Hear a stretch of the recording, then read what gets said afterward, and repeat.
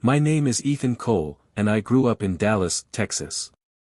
If there's one thing life has taught me, it's this: family will test you in ways no stranger ever could. And sometimes, the deepest betrayals don't come from enemies, they come from the people you trust the most. Are you out of your mind, Dylan? My voice ripped through the garage, echoing off the concrete walls. My fists were shaking, not from fear, but from fury. The smell of oil and gasoline filled the air, but all I could smell was betrayal. I lunged toward my brother, and for the first time in years, I didn't care that he was older, stronger, or that Mom always said to keep the peace. I shoved him back against the hood of my car. Or at least, it used to be mine. Dylan pushed me off, his jaw tight, eyes blazing. "Don't you dare put your hands on me, Ethan. You're acting like some spoiled brat over a pile of metal. Grow up." A pile of metal? I laughed bitterly, but my voice cracked. "That's my dream car, Dylan. The one I worked 2 jobs for, the one I skipped vacations and parties for. I bled for that car, and you just sold it. Without even asking me." And then she stepped in. Amanda. His wife. Her manicured hands rested on her hips, and the smirk she wore only fueled my rage. "Oh, give me a break, Ethan," she said, rolling her eyes like I was some annoying child. "That car was just sitting there collecting dust. We needed the money. Unlike you, some of us actually think about building a real future." The words cut deeper than any knife. "A real future?" I repeated, my voice trembling. "That car was my future. You had no right. None." Dylan stepped closer, towering over me. "Listen, little brother. You live under my roof. You eat my food. You've had it easy because of me. That car was parked in my garage, and last time I checked, I don't need your permission to make decisions in my house." I could feel my chest heaving, the walls closing in. For a second, I thought I might pass out from the sheer weight of it all. My own brother, my blood, had betrayed me, and he was standing there like I was the villain. I shoved a finger into his chest. "No. You don't get to twist this. You didn't just sell a car, Dylan. You sold every ounce of respect I ever had for you. You sold my dream. And mark my words, I will make sure she," I pointed at Amanda, her smug little grin widening, "repays every cent." Amanda chuckled under her breath. "Oh please. What are you gonna do, Ethan? Sue us? You don't have the guts. You'll be stuck here forever, crying about some car while real adults move on with their lives." That was it. My hand curled into a fist, and for a split second, I wanted nothing more than to swing, to end that smug little laugh. But I didn't. Instead, I stepped back, breathing so hard my lungs burned. I turned to face them both, my voice raw but steady. "You think this is the end? You think I'm just going to let this slide? No, Dylan. Amanda. You've taken the one thing I loved most. But you've also lit a fire inside me that you'll never put out. I don't know how yet, but one day soon, you're going to regret this. And when that day comes, you'll pay back every cent, and more." The silence that followed was heavy, suffocating. Dylan looked away, suddenly less sure of himself. Amanda scoffed, but I caught the flicker of uncertainty in her eyes. And that's where my story begins. A story of betrayal, of pain, but also of redemption. You see, sometimes life has a way of turning your greatest heartbreak into your greatest revenge. And what my brother and his wife didn't know was that I had already started planning. Because here's the truth, dreams don't die when someone steals them from you. They rise again, stronger, sharper, waiting for the perfect moment to strike back. So, if you've ever been betrayed, if you've ever been robbed of something you loved by the very people who should have protected you, stay with me. Because this story, my story, is proof that karma doesn't need an invitation. It just needs time. And when it finally knocks on their door, oh, it won't just whisper. It will roar. Don't scroll. Because what my brother thought he got away with. It came back to haunt him and his wife in ways they never saw coming. And the way I made her repay every single cent, well, let's just say, when you hear it, you'll realize, sometimes the best revenge is patience. I stormed out of that garage like my chest was going to split open. My hands were trembling, my face burning, and the sound of Amanda's smug laugh still echoing in my ears like nails on a chalkboard. I slammed the door so hard behind me the windows rattled, but even that didn't silence the storm inside me. I walked down the driveway, down the street, no destination in mind, just raw fury driving my legs forward. Neighbors peeked out from their porches, some curious, some concerned, but I didn't care. All I could think was, how could my own brother do this to me? My sneakers pounded the pavement, faster and faster, until I wasn't walking anymore. I was running, fists clenched, jaw tight, trying to outpace the betrayal. But no matter how far I ran, I couldn't outrun the truth. Dylan had sold my dream. My one escape. My car wasn't just a car, it was my soul on four wheels, the only thing in my life that was truly mine. And now it was gone. As I reached the park at the end of the block, I collapsed onto a bench, panting, sweat dripping down my temples. My heart thudded against my ribs like a war drum. I leaned forward, burying my face in my hands, and for a moment, I wanted to scream until my throat gave out. My dream car. The midnight blue '69 Camaro SS. The car I had rebuilt piece by piece, bolt by bolt, from the ground up. The one thing that kept me sane when everything else in life felt like it was falling apart. You see, I didn't grow up with much.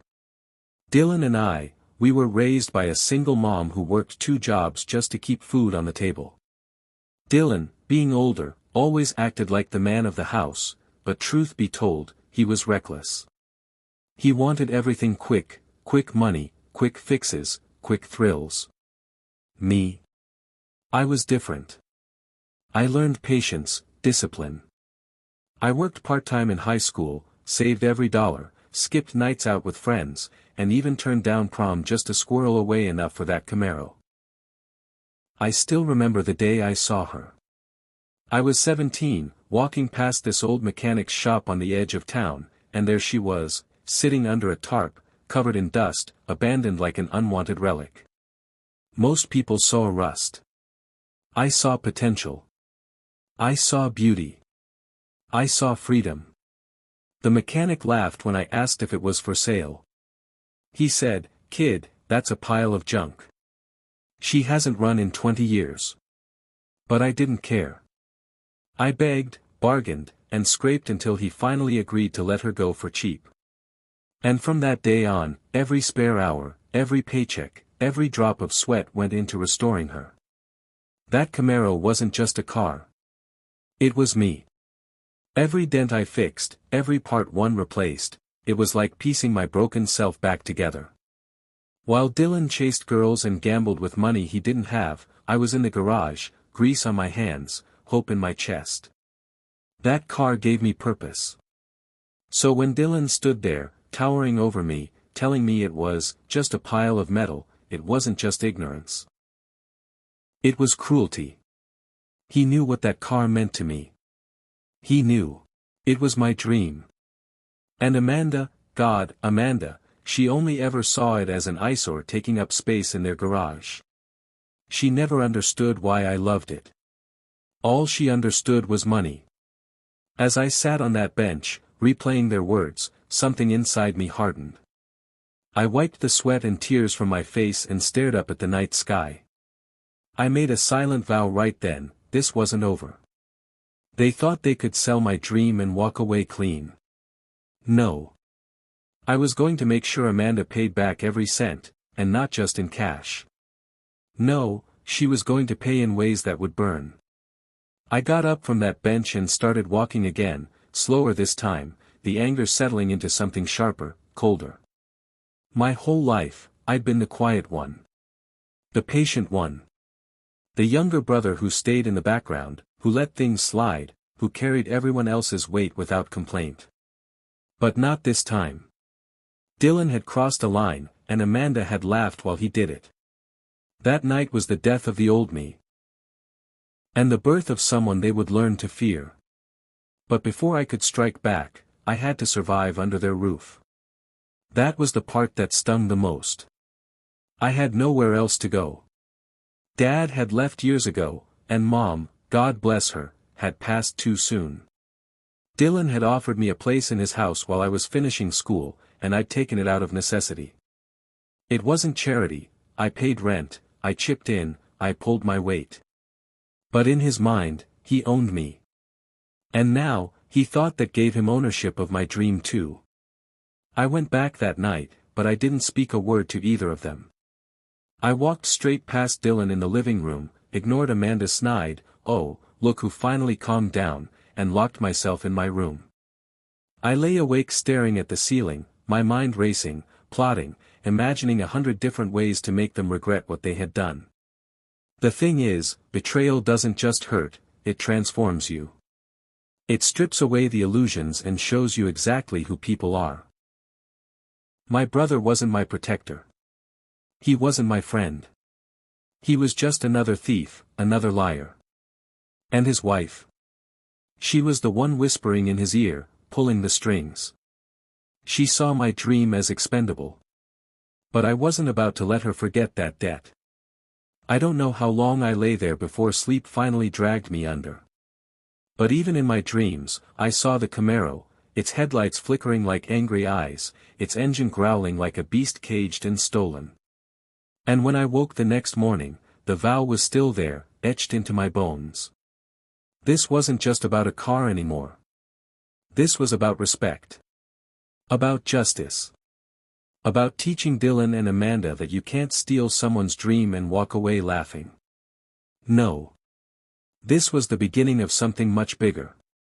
And though they didn't know it yet, the clock had already started ticking. Because I had nothing left to lose. And when a man has nothing left to lose, that's when he's most dangerous. The morning after the fight, the house felt like a battlefield. I could still smell the faint trace of gasoline in my clothes, a cruel reminder of what was no longer mine. I came downstairs and found Dylan sitting at the kitchen table with his coffee, scrolling on his phone like nothing had happened. Amanda was there too, humming to herself as she packed her designer tote bag for the day. The audacity of them both made my blood boil. My Camaro was probably already on the road with some stranger, and here they were, sipping coffee and smiling like they hadn't just ripped the heart out of my chest. I didn't say a word. I poured myself a cup of black coffee and sat across from them. Dylan glanced up at me, and for a split second, there was something in his eyes, guilt, maybe. But then Amanda reached over and squeezed his hand, and just like that, his face hardened again. She leaned back in her chair, her voice dripping with fake sweetness. "Good morning, Ethan. I hope you slept well." "We sure did. Knowing that money's already in our account." She flashed a smile so sharp it could cut glass. I stared at her, gripping my mug so tightly I thought it might shatter in my hand. "Enjoy it while you can," I said softly, my voice low but steady. "Because I'm going to make sure you repay every cent of what you stole from me." She laughed, tossing her hair over her shoulder. "Oh, sweetie, you really should let it go. Life's too short to cry over cars. You should thank us, actually, we saved you from wasting your life on a toy you could never afford to maintain." That word, toy, hit me like a punch to the gut. That car was my blood, my sweat, my soul. To hear her dismiss it like it was nothing lit a fire in me that I knew I could never put out. But instead of shouting, instead of letting them see me break, I smiled. For the first time since this nightmare began, I smiled. And that smile unsettled them more than my anger ever could.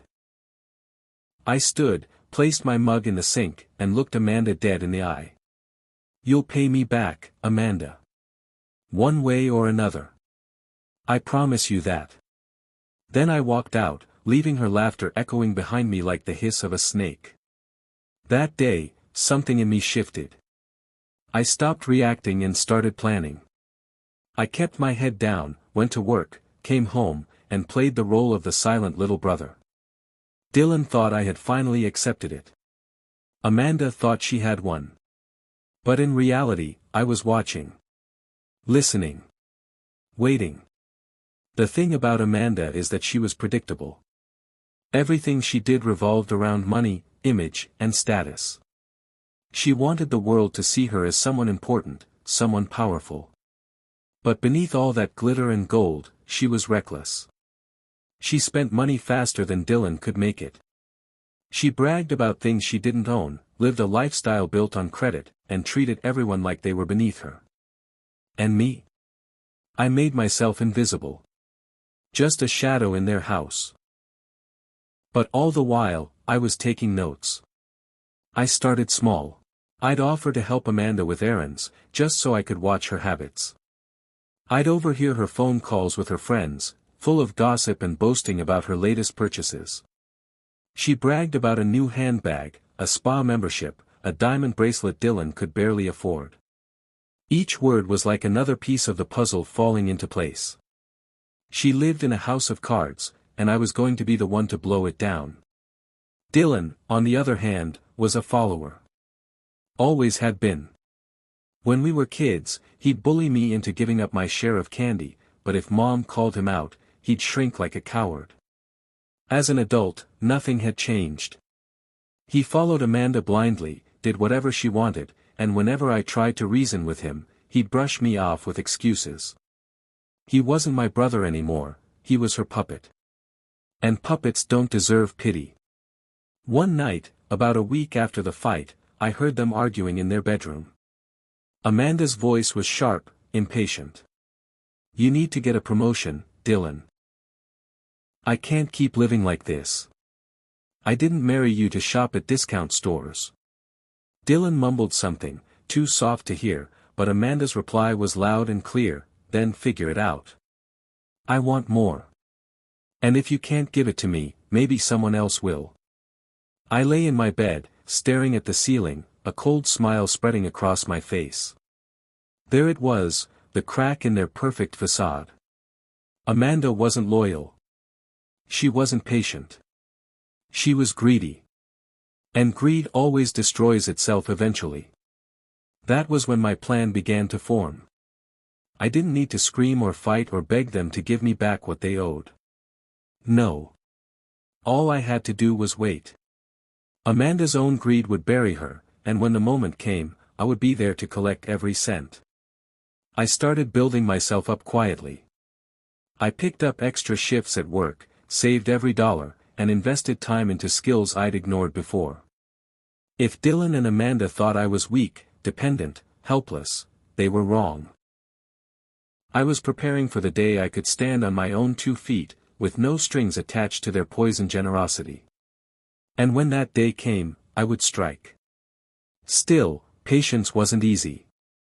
Living under the same roof with them was like sleeping next to a rattlesnake, you never knew when it would strike. Amanda made little jabs daily, mocking me about my obsession with cars, calling me garage boy, even laughing about how she had convinced Dylan to sell the Camaro for less than it was worth just to get rid of it faster. Each insult was a spark, and though I didn't show it, the fire inside me was growing hotter. And then came the moment that changed everything. One Saturday, Amanda strutted into the kitchen holding a brand new shopping bag.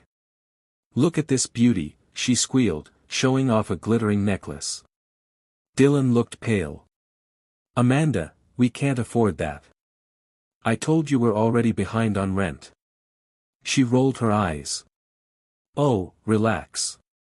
I put it on the card. We'll figure it out later." That was when it hit me. Amanda wasn't just reckless, she was careless. She was building a mountain of debt so high it was bound to collapse. And when it did, Dylan wouldn't be able to save her. But me? I would be ready. I walked past her, pretending not to care, but inside, I was smiling again. Because now I saw the path clear as day. She thought she'd won by selling my car. She thought she'd broken me. But in reality, she had handed me the weapon I needed. Her greed. Her vanity. Her obsession with living above her means. And all I had to do was wait. I didn't have to wait long for Amanda's perfect little world to start cracking. Within a month, the tension in the house was like walking through a minefield. Bills piled up on the kitchen counter, unopened envelopes from banks, letters marked "Final Notice" shoved under magazines as if ignoring them would make them disappear. Dylan's face grew heavier each day, his shoulders sagging lower, but Amanda? She just kept spending, like a queen drunk on power, blind to the empire collapsing beneath her. One evening, I came home from a late shift to find Dylan sitting alone at the dining table, his hands buried in his hair, the glow of his laptop casting shadows over his tired face. Papers were scattered everywhere, statements, overdue bills, account balances painted in red.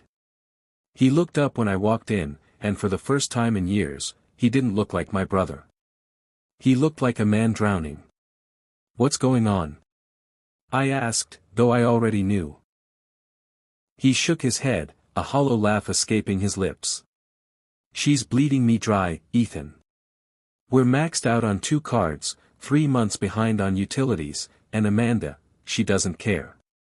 She just keeps swiping. Keeps wanting more. I don't know what to do anymore." His voice cracked on the last word, and for a fleeting second, I almost pitied him. Almost. I leaned against the doorframe, arms crossed, studying him. "You remember what I told you, Dylan? That she'd repay every cent she stole from me? Well, this looks like the beginning." He frowned, rubbing his temples. "Don't start, Ethan. I can't take another fight right now." But I didn't fight. Not this time. I simply smiled, the same cold smile that had unsettled Amanda before. "Don't worry, brother. I'm not here to fight. I'm just here to watch. Because trust me, the debt always comes due. And Amanda's about to learn that the hard way." The next morning, the storm finally hit. Amanda burst into the kitchen waving a letter from the bank, her face twisted with anger.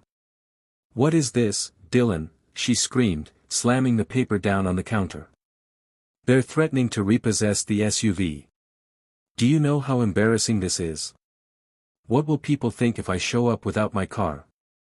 Dylan tried to calm her down, but she wasn't hearing it. "I told you to make more money. I told you to get that promotion.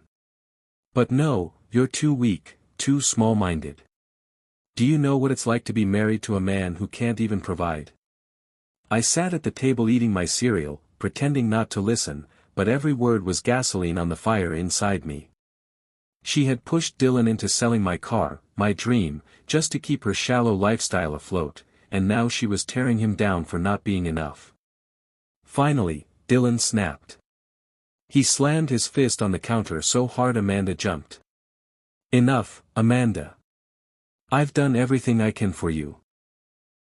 I've bent over backward, worked overtime, borrowed money, sold things that weren't even mine, and it's still not enough for you. Nothing will ever be enough." The silence that followed was thick, electric. Amanda's face flushed red, her eyes wide with fury, but I could see the crack in her armor. For the first time, Dylan had stood up to her. For the first time, she realized she was losing control. She spun toward me, her finger jabbing the air. "This is your fault.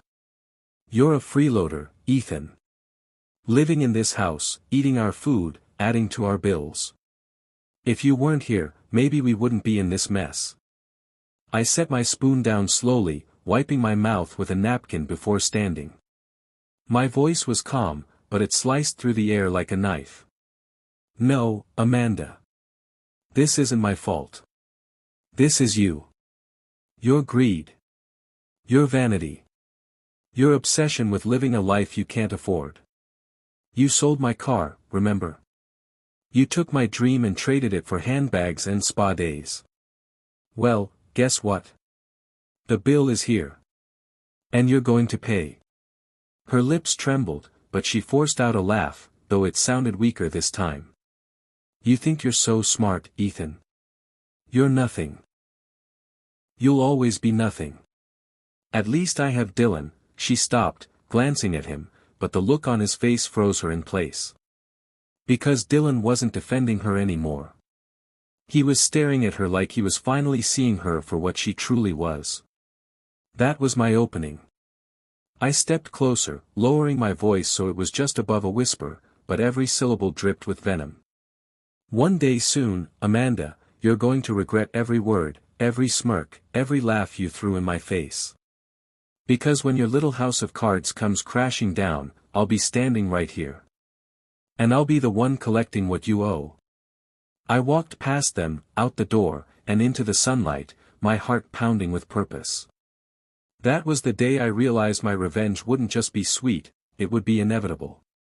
Amanda had built her empire on sand, and the tide was already rising.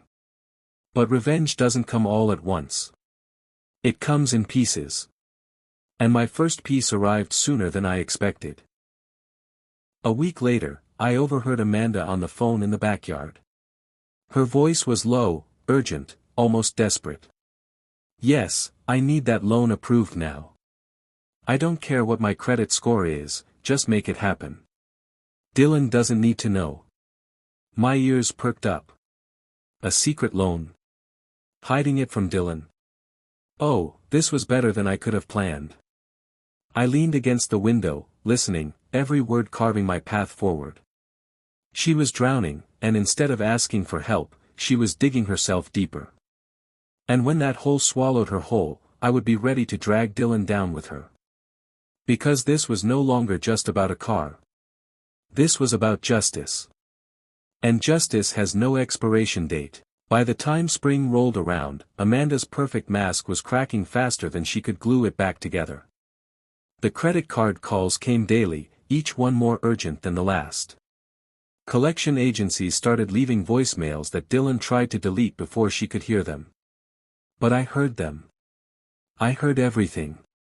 And each time I listened to that metallic voice demand payment, I felt the weight of justice creeping closer. Amanda, of course, kept up appearances. To her friends, she was still the glamorous wife, still flaunting borrowed jewelry and designer bags bought on credit she could never repay. She hosted brunches, posted pictures on social media, and smiled like her kingdom was untouchable. But I saw the truth behind closed doors, the way her hands shook when another bill arrived, the way she snapped at Dylan with venomous words, the way she avoided looking me in the eye when I passed her in the hallway. She knew her empire was falling. She just didn't know I was the one helping gravity along. It started small. One evening, Dylan left his laptop open while he took a shower. I walked by, and there it was, his email inbox. Dozens of overdue notices, final warnings, threats of repossession. I didn't touch a thing. I didn't need to. The evidence was already piling up higher than their lies. Then came the loan Amanda had tried to take behind Dylan's back. I dug just enough to find out she'd been denied, not once, but 3 times. Her credit score had cratered so badly that even payday lenders turned her away. That was my moment. I didn't expose her. Not yet. Instead, I waited, knowing desperation would push her to make bigger mistakes. And it did. One Saturday afternoon, I overheard her whispering again on the phone in the backyard.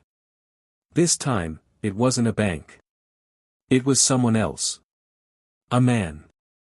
Her voice dropped to that soft, syrupy tone I'd heard her use only on Dylan before. My stomach clenched, but not from surprise. From vindication. She was already sniffing around for her next lifeline, her next escape route. Dylan wasn't enough anymore, and I knew it was only a matter of time before she made her move. That night, I walked into the kitchen to grab a glass of water and found Dylan hunched over the table again, a bottle of whiskey half empty by his side. His eyes were bloodshot, his hair unkempt. He looked up at me with a hollow expression, and for the first time, he spoke the truth. I think Amanda's cheating on me, Ethan. I sat across from him, my face calm though my chest burned with satisfaction. Why do you say that? He shook his head, staring into his glass. She's distant. Always on the phone. Lying about where she's going. Anne. I saw a message pop up the other day. Some guy named Marcus. She said it was just a coworker, but I'm not an idiot. His voice cracked. I've given her everything. I even sold your car for her, Ethan. And it still isn't enough. Hearing him admit it. Hearing him say my car, was like a blade twisting in his chest, instead of mine. For the first time, he felt the loss too. I leaned forward, my voice low, steady. Dylan, you chose her over me. You chose her over respect. You sold my dream to keep her happy, and now look at where it got you. Do you see it now? Do you finally see who she is? His shoulders sagged, tears brimming in his eyes. He didn't answer. He didn't need to. He knew. That was when my plan shifted from patience to precision. Amanda had built her kingdom on Dylan's back, and now that back was breaking. All I had to do was push.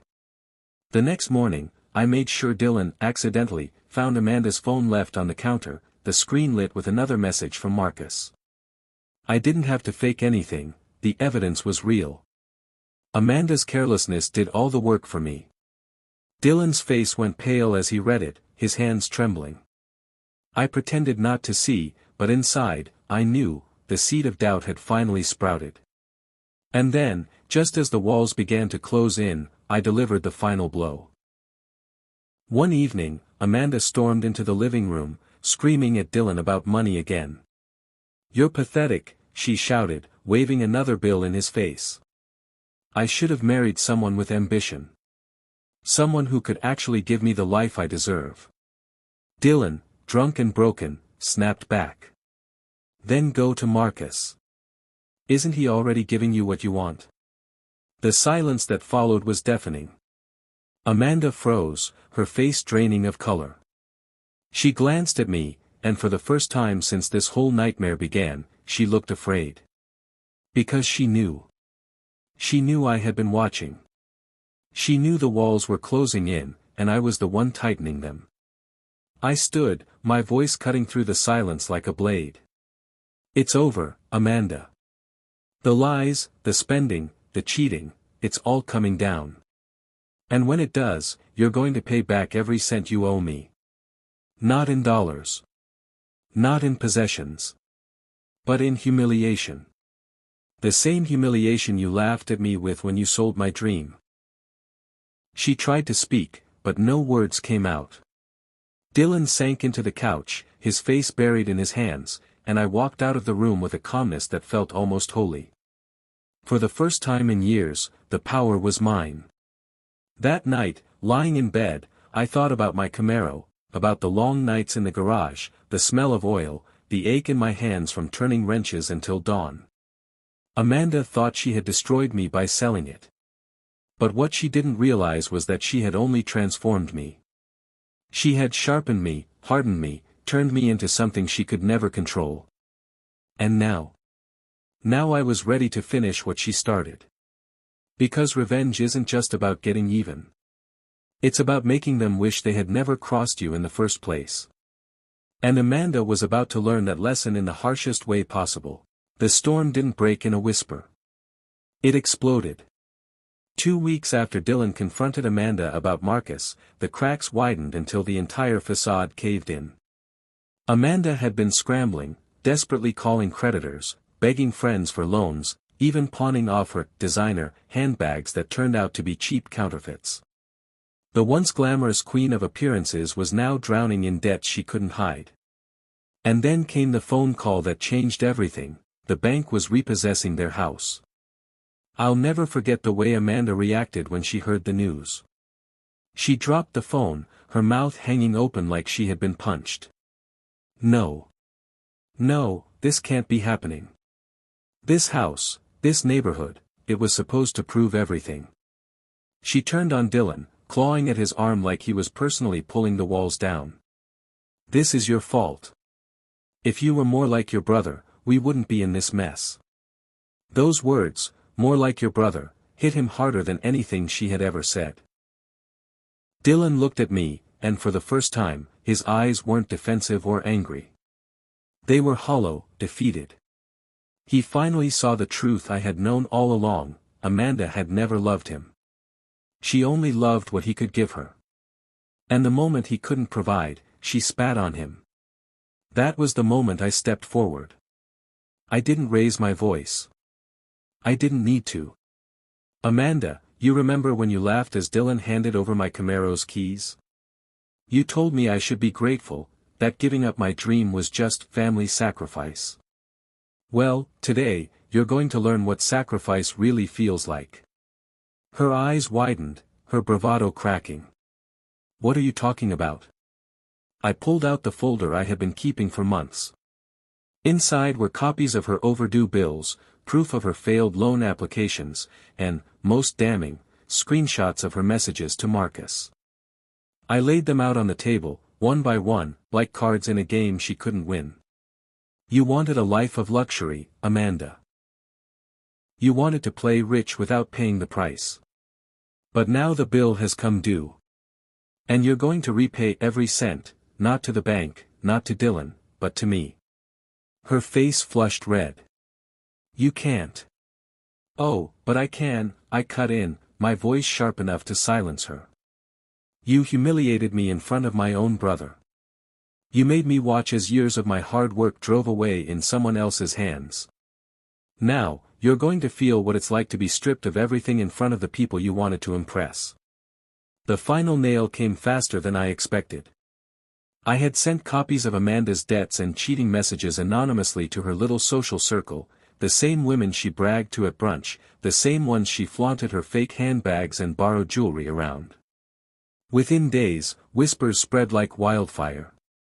By the next weekend, Amanda was uninvited from every gathering, every dinner party, every charity event. Her so-called friends cut her off, embarrassed to even be seen with her. And Dylan? He finally confronted her in front of everyone.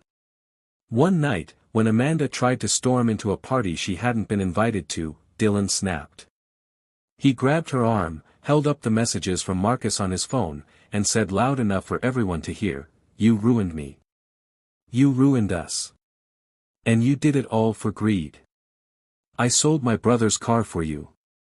I betrayed him for you. And in the end, you betrayed me. We're finished, Amanda. Pack your things." Amanda screamed, sobbed, begged, but it was too late. In that moment, her kingdom collapsed completely. Dylan threw her out, and I watched from across the street, my arms crossed, my face calm. For once, I didn't feel pity. I felt justice. She had taken my dream car, the symbol of everything I'd worked for, and used it as fuel for her greed. But in the end, she lost everything: her house, her friends, her marriage, her status. And the best part? She had to live knowing it was her own choices, her own lies, her own arrogance that destroyed her. As for Dylan, he tried to make amends. Weeks later, he came to me, his face gaunt but sober, his pride broken. "Ethan," he said quietly, "I can never undo what I did to you. Selling your car, choosing her over you. I was blind. And I lost everything because of it." I studied him for a long moment, then sighed. "You didn't just lose everything, Dylan. You lost me too. And that's something you'll have to live with." I walked away, leaving him in silence, because sometimes the coldest revenge is not a scream, it's the absence of forgiveness. But here's the truth I want everyone listening to remember: greed never wins. Betrayal never builds. When you take from others for selfish gain, it may look like success in the short term, but eventually, the lies crumble, the mask falls, and you're left with nothing but regret. Amanda thought she could buy happiness by stealing mine. Dylan thought he could keep love by betraying me. In the end, they both learned the same lesson the hard way. What you steal from others will one day be stolen from you. So if you're listening to my story today, let it be a warning. Don't sell out the people who love you for temporary satisfaction. Don't trade loyalty for greed. Because the truth always catches up. And trust me, when it does, it won't just ask you to repay the debt. It will make you repay every cent, with interest.